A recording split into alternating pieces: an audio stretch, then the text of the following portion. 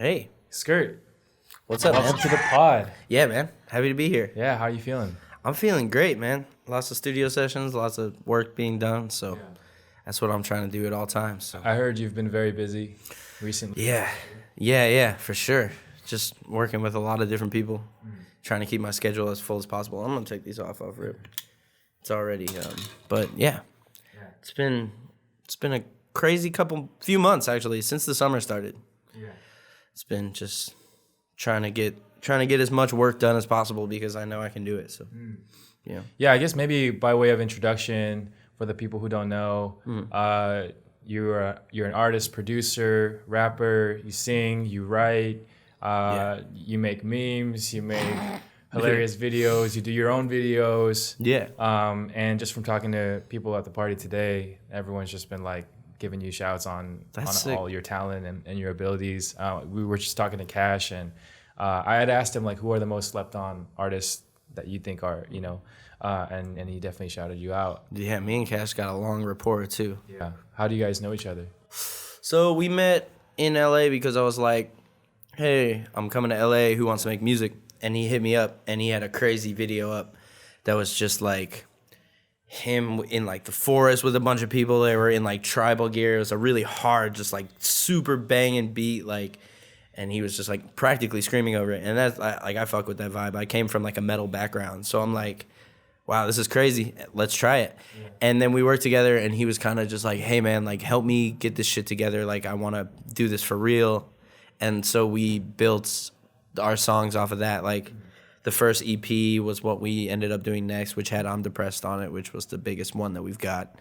And then since then, we just have made music here and there. We did another album too. We've done like singles here and there. We're working on new stuff. Yeah.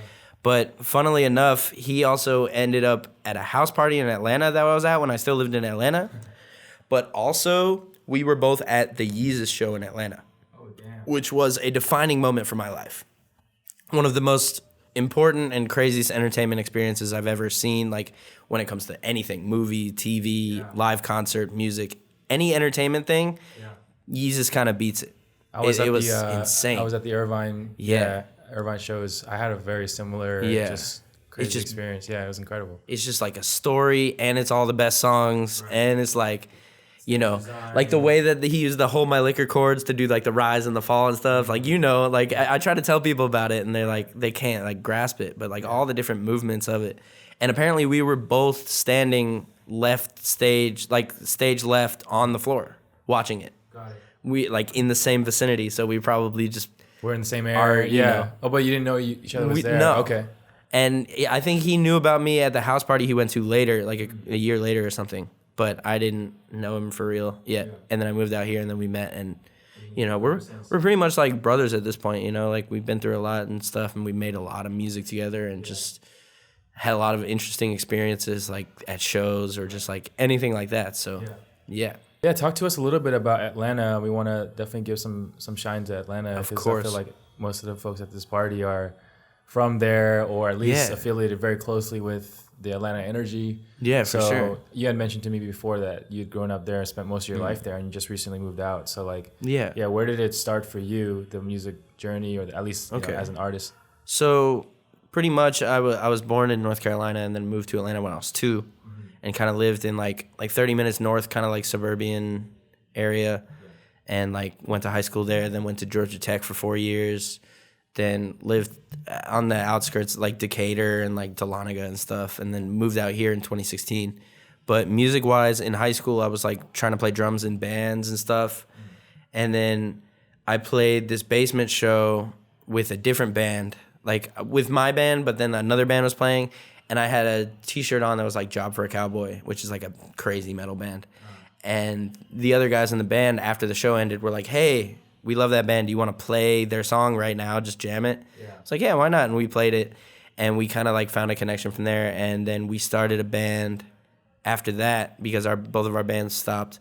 And then for like 5 years, we were doing this band. We had a name change in like the last year and a half. We were called And I'll Ate Her. This is all like during your teenage years? Like high school to college. It's the beginning of college. Like 16 to 21 years old about. So I'm sure you were a great student this whole time too. I was actually, low key.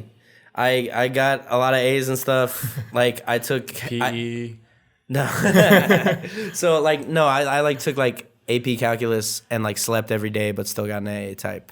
Wow. Like I kind of like math came easy to me, and then when I was in Georgia Tech, I took calculus 1 again for the easy grade, then calculus 2, then it was fucking crazy, and calculus 3 for computer science, which was the last one that was required of me before I could stop taking math, and I almost just like failed out of that, but made it through like off. But that's a whole different thing. But like, so we were in this band, and it's like crazy extreme tech metal, mathcore, like Dillinger Escape Plan, Iopus, The Locust, Daughters type vibes, like just really extreme. Like, and we made an album in 2011 that I still am proud of it this day. And then it kind of faded out. The guitarist didn't really want to do it anymore. Yeah. So after we finished that, I started producing my own music because I was like, wait, I can do more than just drums. Mm-hmm. And I started making my own music. And then I met this dude Nabanyu who goes by Autobahn right now, and we formed a duo called Hyderabad, and we were going really hard from 2012 to like 2015. And like that's how I kind of like met a lot of the people I know, is because we were making music that kind of like impacted certain people. You were producing in that sense? We were producing and DJing together. Got it. Electronic, hip hop? Both. Yeah. It was like that type of, it was kind of around the time that like trap EDM was starting to come up, like with Tonight and like Hudson Mohawk and like Flostradamus and all that stuff. So we were like trying to do that, but make it more like chord based and melodic and like pretty and like shining and crystals and stuff. And like we did a lot over those few years, and like that was a big part of like my production like coming up, because we were making like really cool stuff, but like I wasn't really knowledged yet on a lot of the stuff. So we did that for a while, and then I was also producing my own stuff as Cat Moop. And then I was trying to get rappers beats and stuff, and it just never worked out. Yeah. So I was like, screw it, and got a sound card and a mic. And then I over the course of 2015, like would have a beat and then hit the weed and do one take freestyle over the whole song. I did 22 of those and then put it out as like a mixtape. And then I was like, all right, I'm gonna start doing vocals now. And that's when Young Skrrt started. It's because I was like, I'm tired of waiting on people. I'll do vocals myself. Yeah. And then it just evolved from there, and then it just became my pseudonym. So I produce under Young Skrrt, and then like where'd you get the name? Where's the I don't remember. I just remember in like 2013, 2014, something like that, when Vine was still around. I like my earliest recollection of saying it was like we were making a dumb Vine, and I was just like, I'm Young Skrrt, and then like popped up from like behind the staircase like Skrrt, like trying to be scary or something like funny for Vine. That's my earliest recollection of it. I don't know why I said it, but it just kind of stuck. Yeah. And then I started calling, and I kind of like, it's a pretty quote unquote easy name in the rap world to kind of come up with, Young Skrrt. So like, I'm just kind of happy I got it before anody else. Yeah, that's actually impressive now that you say that. Yeah. You got the shirt too. I got the Young Skrrt shirt. Yeah. Always got to rep the own merch. But yeah, and I don't know why it speaks to me, but it does. It's like weird letters. I like weird like spellings that it's like you type it in and that's what's gonna come up. Like I try to name my song something that like no one else has named a song. Yeah. So that when you look it up, like I have a song called Purple Coffin, and some random like 100K YouTube uploaded it as Lil Uzi featuring Gunna Purple Coffin. And like got a lot of hits off that, and then people would search it up on Spotify, and I'm the only one. So they're like, oh, this is the song, like, and they also put me in the credits too.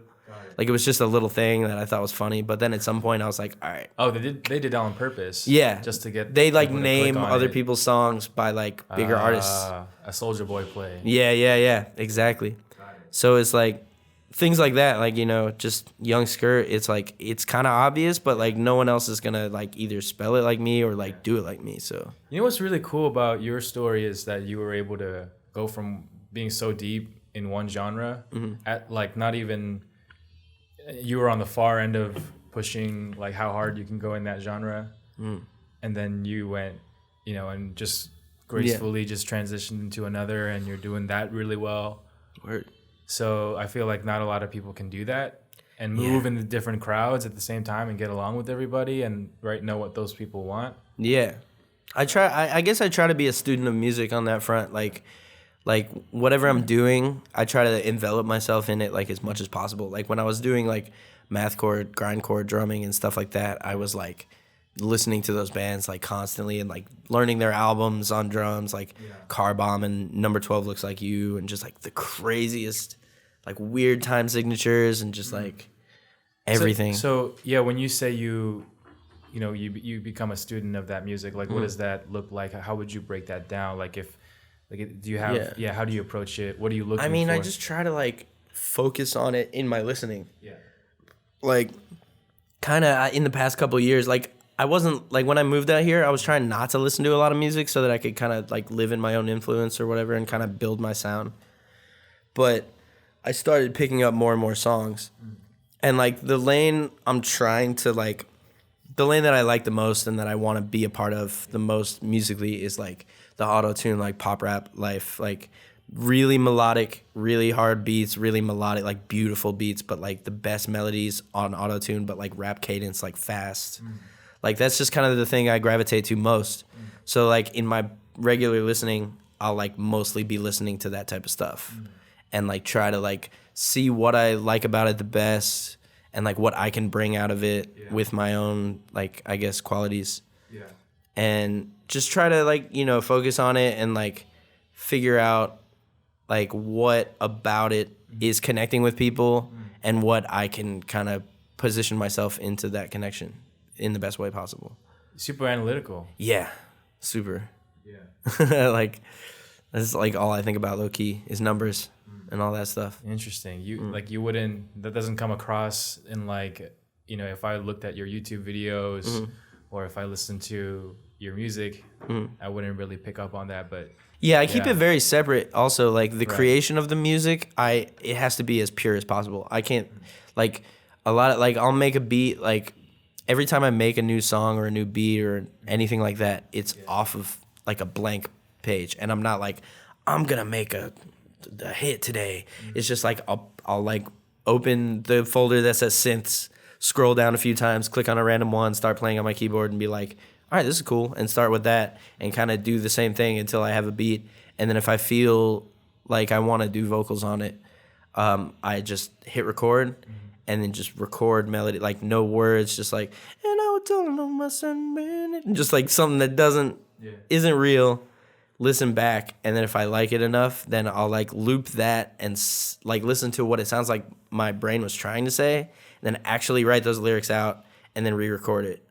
So it's like I try to be very like use my id as much as possible, like just straight from the direct, like no thought, just the first thing that happens like, and then build off of that. And then after I'm done with the music, start trying to figure out like, should I make a video for this to get people excited? Like, how do I do the cover arts? How do I do the release scheduling? Like, and then I self-distribute too on DistroKid. So I'm just like planning the release dates myself and putting it through and like submitting to Spotify playlists.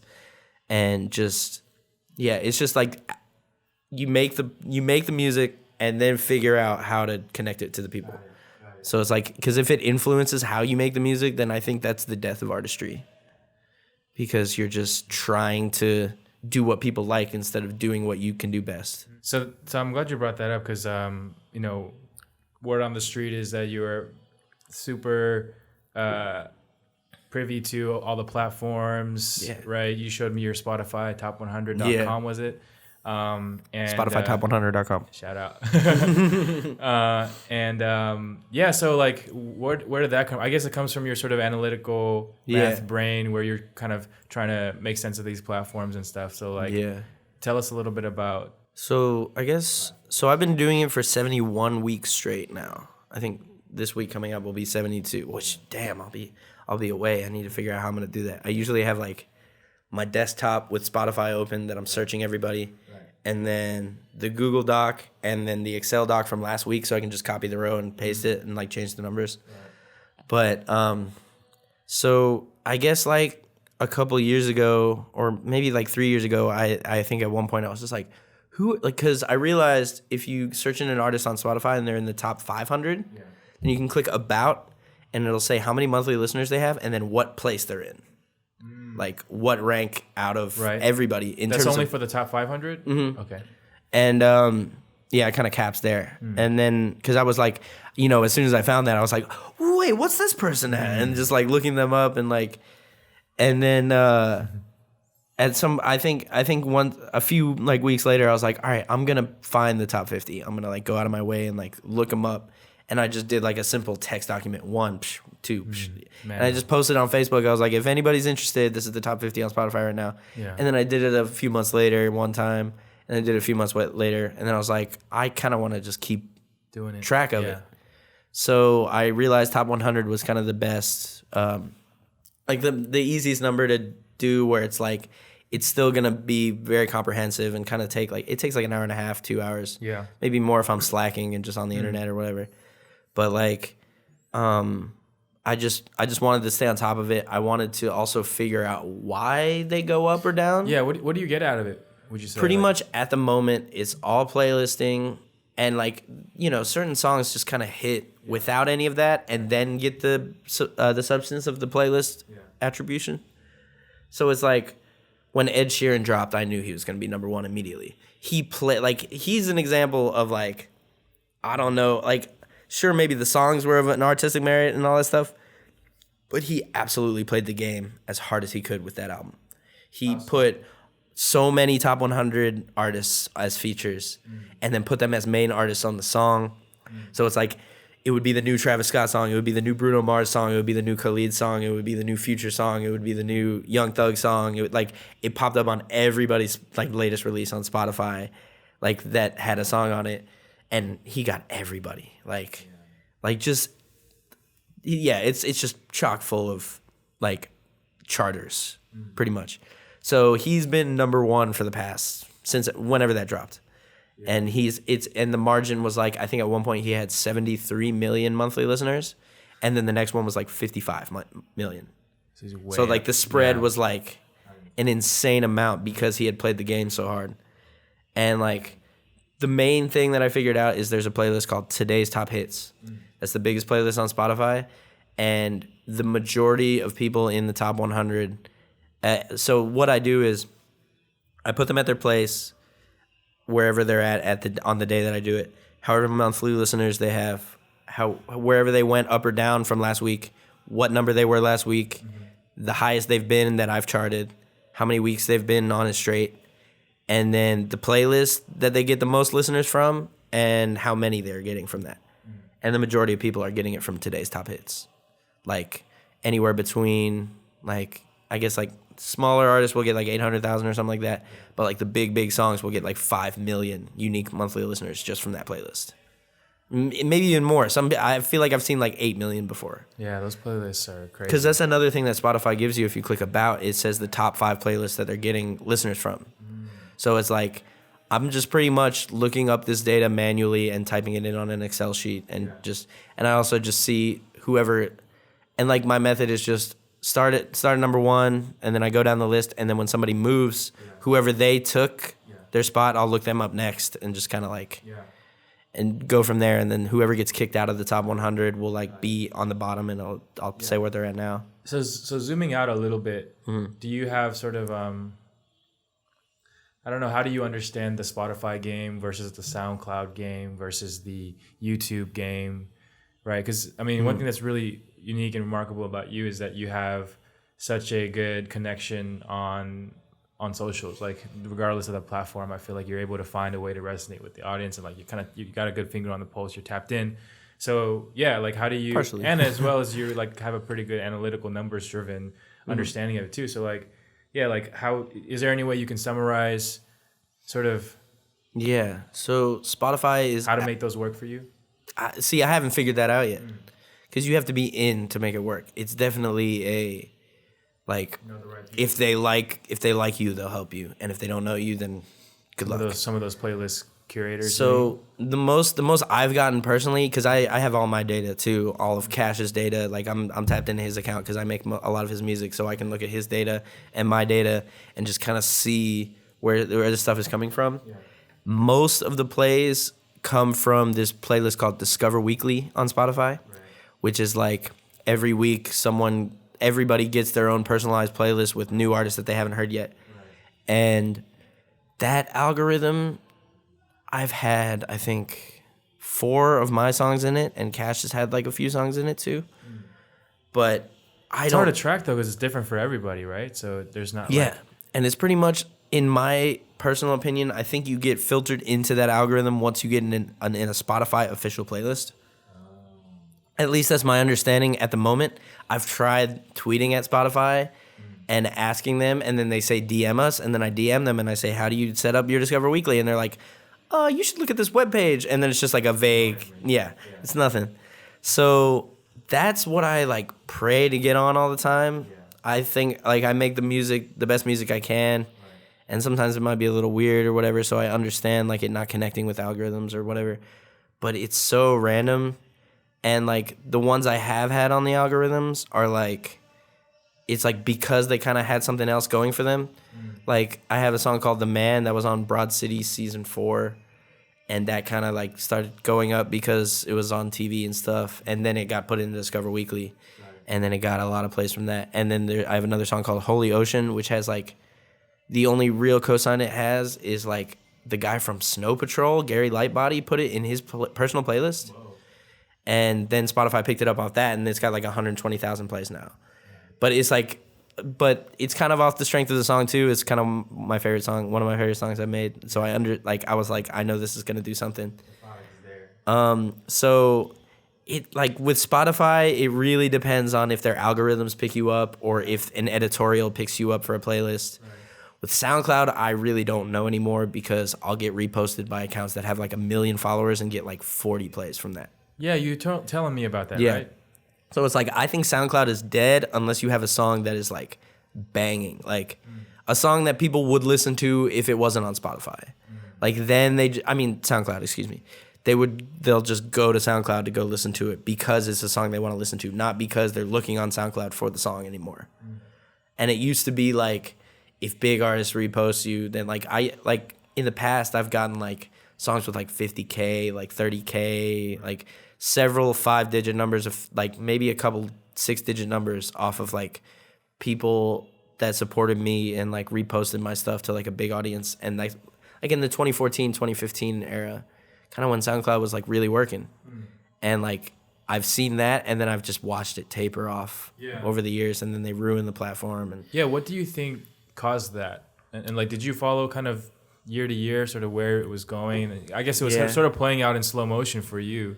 Yeah, I kind of like during the off years, I was switching to Young Skrrt, so like I didn't really see it different because it's like my bigger accounts were kind of like void at that point when I switched. So I was like starting over anew and kind of like picking up while it was like falling off.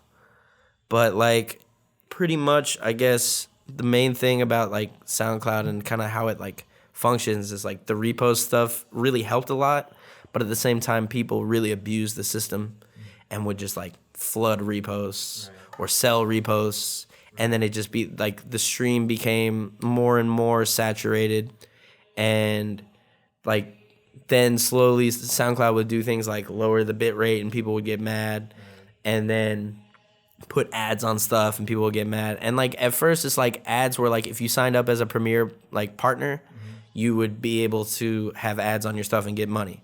Now they're putting ads on every song, like with no consent and like things like that. And right now like the first half second of every song is like cut off. So I'll play a song and it'll be like it'll miss the first hit that I like put in a lot of my songs. I like to like start it off with a sound. And like it'll miss that a lot of the time. And like then they moved it so that the homepage wasn't even the stream anymore. The homepage is now directing toward their playlists. So whereas the homepage used to be the stream and you used to look at everybody reposting or posting new stuff. So it just became extremely saturated, and the user base has all like left for Spotify and Apple Music and all that stuff. Yeah. Do you think that, I don't know, are you happy with Spotify? What are some of the maybe complaints that you have with Spotify, if any, like, or do you feel like it's working great for artists? Spotify as a platform is amazing. I really like it. I like how if you get picked up by an algorithm, it's like people will hear your stuff. Like there's a way bigger audience and a way bigger chance for people who don't have the connections to get their music heard. At the same time, the rate is obviously too low right now. At the moment, I think it's 0.0037 per play, which is a little bit less than, like a half a cent is 0.005. It's 0.0037 per play, which is about $3,700 per million plays, which for people listening to music off of an app, like they're not buying it, they're not owning it, they're just playing it on an app. That's pretty fucking cool. I really appreciate that system. That being said, it could go up, obviously. And it's hard to tell how to get their attention to be in their algorithms or their playlists. Right. But at the same time, it feels really biased. But at the same time, it doesn't. Like, it's really weird. Like, it's just opaque, right? Like, you don't know what's true. Yeah, exactly. And obviously, they keep it very close to the chest. Yeah. But it's like way, way, way, way more possible than it was before. So I really appreciate that aspect of it. And I use it as a platform every day. Yeah. I like how it plays music. It's very seamless. Like, when you listen to an album, it'll, like, switch to the next track, technically, like, a few seconds before it goes. But it won't change. Like, it'll be the smoothest transition you've ever heard. But, like, so as a platform, as a listening device, it's beautiful. But I just wish there was a more clear way of understanding how to get their attention as a creator. That's a tricky one, though, right? Because, like, I mean, if it was in Spotify's interest, or if in the artists collectively, all artists' interests, like, or it becomes a thing where you almost don't want people to know, right? You want people to just focus on the music, and they're going to control the algorithms, right? Yeah. To try and surface the best music. And ideally, artists don't really think about algorithms. They just do what they do, and right? So, there's the majority of artists who are, like, really doing their thing. Just make the music, and they're like, oh, fucking put it up. You know, like, they're not, like, I've kind of dug myself really deep into this world of the industry and just figuring out how to do it, and, like, taking a lot of time to figure it out. But, like, I see so many artists who are, like, I guess, like, some people who are just singers or rappers or whatever, and they'll make a song and put it up, and, like, if it can, like, a lot of times it does connect, maybe karmically, because they don't care. Like, I feel like, you know, the whole principle of once you let go of something, it comes to you. Like, because they don't care so much, maybe it just kind of, like, loops around, like, in the universe or whatever, you know, like, but, you know, it's so unpredictable, and it's so random. Yeah. What would you say is, like, if you could sort of imagine an ideal platform, you know, not that I have any connection to this. Yeah. I mean, I guess just one that's, like, you know, was a little more open to accepting, like, music for their, like, I mean, Spotify has done a lot towards that, I guess, because they now have a system to where it's like, you, if you get it in a week before you're releasing or more, you can submit it for playlisting. But that in itself is very vague too. You just submit it, and somebody might not even listen. So somebody a little more transparency, a little bit more openness. Yeah. Maybe a little bit more information being given to everyone. Yeah. So it's a little. And maybe that's just because of my lack of connection with Spotify themselves. But you know, maybe I'm not privy to that information yet. Right. Well, which in itself may be a problem. Is like you kind of have to know the right people. And it seems like there is to some extent like payola. Oh, yeah. Going on all over again. They say there's not, but come on. Yeah. I mean, I see playlists like. I guarantee you there's a major label budget for today's top hits. Like a big one. Yeah. I mean, like, they are, I will say, though, they are pretty fair. Like, in terms of, like, if a song is hitting, they'll connect with it. Like, regardless of stature or anything. Like Lil Tecca, for example, just came out of nowhere with that song, and now it's, like, top 10. Like Y2K and Baby No Money put out their song La La La or whatever. It's on a major label and stuff, but that's in the top 10 now. Like people who I see that are like just coming up kind of like self-made and like doing everything themselves and just like you know, let's do it. And then it like actually connects, or like, you know, taking the time to actually like work the system and like make it work. Yeah. I just got an interesting question. Like, so what about the like TJX6s of the world who have super interesting songs like Dark Web.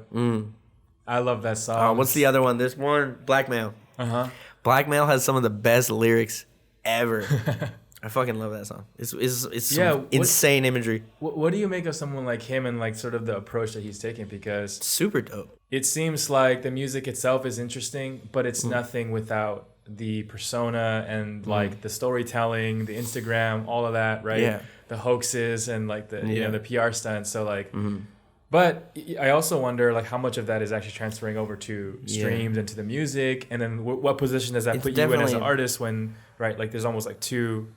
You see what I'm saying? Yeah, like pretty much something I've kind of figured out as time has gone on, like seeing like random YouTube things too, is like one of the biggest things that draws attention is controversy. So if you're doing something or saying something controversial that like people will disagree with, there will be people that argue over it, which will draw attention to it, and then the people that don't even care about that stuff will hear about it through people arguing and fighting over it. Yep. Or just like TJ coming out, like with TJ specifically, he had such a specific and niche persona that like no one's really doing. Yeah. Like I know there's like people like Guapdad who are talking about scamming and stuff, but he's in here like, go on the Bitcoin machine, type in your number right here. It should turn green. Then open your Zelle account. Like he's just literally like breaking down Bitcoin and scamming step by step. Like no one's talked about that in a rap song that goes hard. Like, and it's just like he's like low key might be living. I can't tell how much of it is for real or for not. Like, like he knows a lot, so I'm sure he's like getting into it. Like I saw something that said he got arrested the other day, like for card fraud or something. All the comments are like cap. Yeah, it might be cap, but it like you never know. But he's embodying it. Like when he played his show here too, and he got like arrested, quote unquote. Like that's a cool move to me. Like to just be like, yeah, he's living it so hard that like someone pulled up on him at a show. It's like, oh, we know where he's gonna be. Like that's yeah. And like he's really thinking shit out. Like him and like. Also, someone like Lil Nas X, who's like living through Twitter, and like one of the best Twitter accounts I've ever seen. Used to be like a Nicki Minaj stan account, like before he was Lil Nas X. So he like understands Twitter. Yeah, he's like he tweeted one time. He was like, "I'm a troll first, artist second." Yeah, which he is. Yeah, and he's just got content down, and it still blows my mind to this day that him, who used to be a TweetDeck Nicki Minaj account, got a beat from a dude.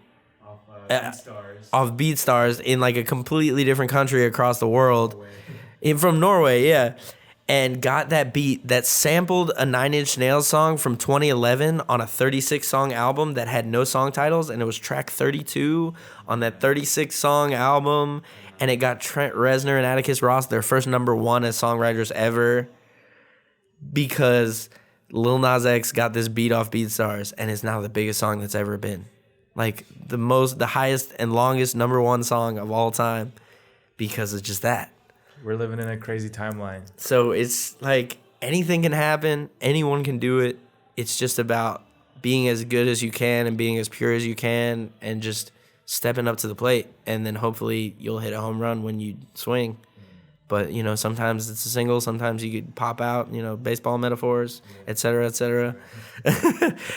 Insert baseball metaphor. Yeah. Cool. Well, so, you know, yeah.